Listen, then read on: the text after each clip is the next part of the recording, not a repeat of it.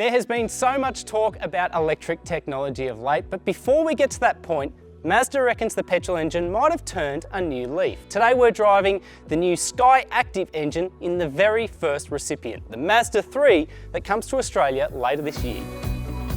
Mazda's history is deeply rooted in internal combustion, having found innovations in the rotary Wankel engine and the millicycle engine.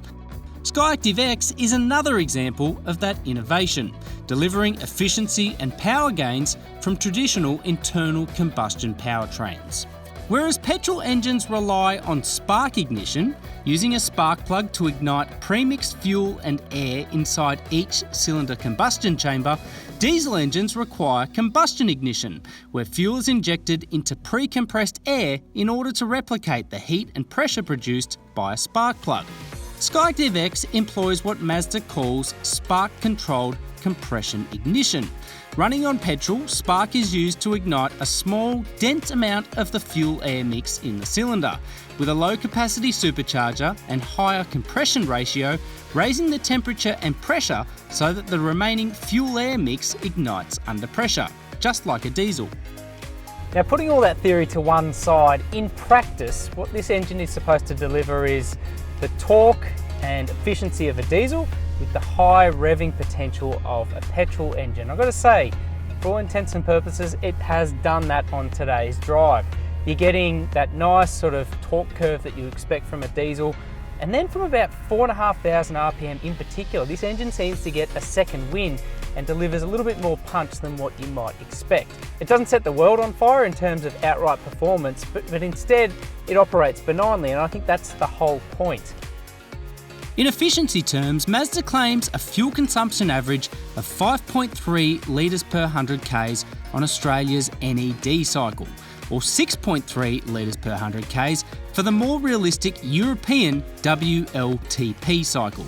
Those figures represent a claimed saving of about 20% over the regular SKYACTIV-G petrol, but the new engine can only do so with premium unleaded petrol, which kind of offsets any huge cost saving for the consumer. The biggest story here is emissions, particularly in Europe. SKYACTIV-X pares back the Mazda 3's emission outputs to as little as 103 grams per kilometre, in a way safeguarding the petrol's immediate future. Now, under initial takeoff, it's pretty comparable to a petrol engine, but during kind of moving acceleration, like highway speeds when you're going to overtake and everything else, I think there is a clear point of difference with the SKYACTIV-X. In terms of overall noise and vibration levels, pretty well on par with a Mazda petrol engine, if I'm honest. I'll notice that soundtrack under full acceleration is quite similar. You're getting comparable amounts of vibration through the seat and everything at idle speeds. It's maybe a little bit quieter when you haven't got the hammer down, but otherwise it's a fairly effective unit. One caveat with this engine that I have found though is that it is prone to a very, very slight clattery noise when you're kind of transferring between middling to upper revs, particularly when you bury the foot, just very slightly a diesel-like clatter before it sort of recollects itself and gathers speed. The all-important number here is fuel consumption.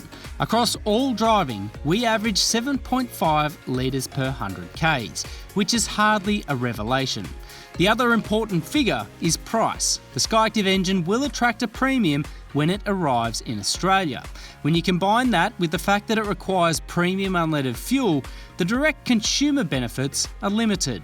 Keep in mind though that this is just the beginning of the SKYACTIV-X story, one that proves there's still life in internal combustion yet.